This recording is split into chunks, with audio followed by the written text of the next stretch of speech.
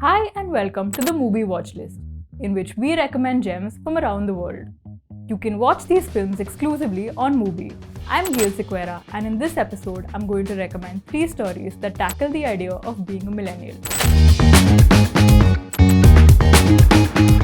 This episode of the MUBI Watchlist is in association with MUBI, a curated streaming service showing exceptional films from around the globe. Get a whole month free at mubi.com/filmcompanion30. It's MUBI's newest collection, Millennial Meltdown. These are stories of discovery and disappointment, of creativity and chaos, of ambition and anxiety. These films capture a period in your life in which you feel like you have endless paths that you can take, but that simultaneously makes you feel directionless. Some of these films explore a phase of adolescence in which your past mistakes pile up and your future seems uncertain. Other films explore the idea of young adulthood and the realization that your life isn't what you thought it would be. Some of these films contain bitter truths about growing up and growing old, but they're also incredibly funny. I'm going to start by talking about The Worst Person in the World, which is the third installment of Joachim Trier's Oslo trilogy. This is a series of films that aren't connected but are thematically linked, and all set in Oslo.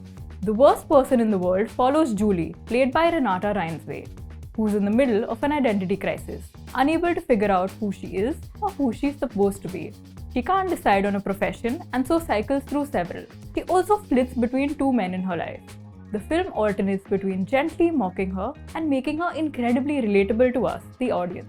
Who among us would not love the luxury of choice instead of the tediousness of commitment? Who hasn't wondered more than once, what if? What I also love about the film is how it frames the city as a place of endless possibility. It's where you can crash a party and meet someone you might one day love, but it's also a place of great loneliness, where you can walk the streets at night thinking about the worst news you've got.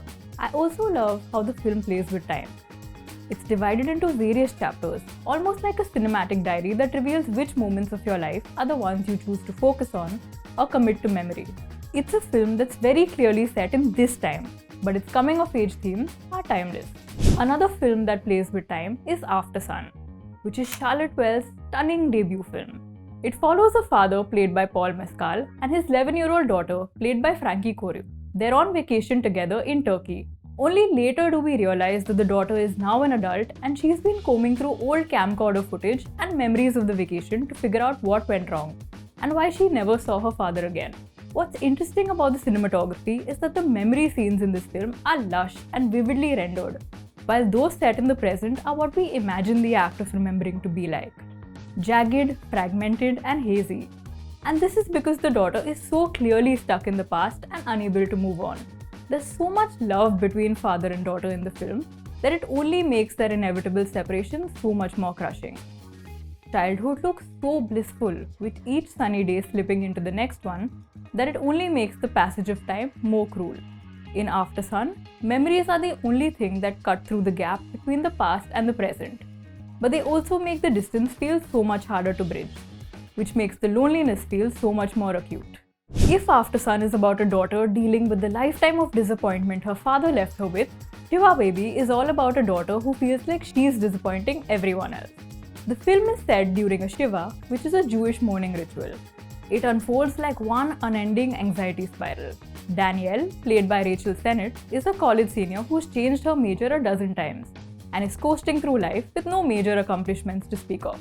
At a Shiva for a family friend, she finds herself repeatedly cornered and questioned over her lifestyle, her job prospects, her education, and even her body. The film plays out as a series of conversations, in which Danielle never seems to have the upper hand. Director Emma Seligman uses rapid cuts, close-ups, an insistent score, and the overlapping drone of conversations to create a feeling of intense claustrophobia. Diva Baby skillfully taps into the millennial anxiety of wanting to be somebody and achieve something, even if you aren't sure what it is yet. It's a great portrait of that specific period of young adulthood, in which you feel independent but gradually come to realize you're not as in control of your circumstances as you thought you were. It's also hilarious. With MUBI, each and every film is hand-selected. It's like your own personal film festival, streaming anytime, anywhere. You can try MUBI free for 30 days at mubi.com/filmcompanion30. That's mubi.com/filmcompanion30 for a whole month of great cinema for free. If you like this video and are looking for more such movie recommendations, keep watching the MUBI Watchlist and subscribe to Reviews and More.